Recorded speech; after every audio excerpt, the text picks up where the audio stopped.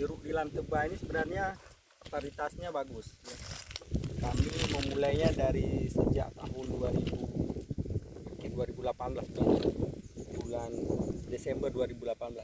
Ini usianya setahun. Di sini ada sekitar 4 hektar yang kami gabungkan, 4 orang, saya sendiri, kemudian ada Mas Rijal dari merupakan anak di tugas di Serambi Indonesia, kemudian ada Taufik dan ada satu lagi mertuanya dari Dek Mas Rijal. Jadi ada baru usia setahun ya, dengan varietas yang lemon lokal yang sangat bagus ini ternyata memberikan prospek yang sangat menguntungkan sebenarnya.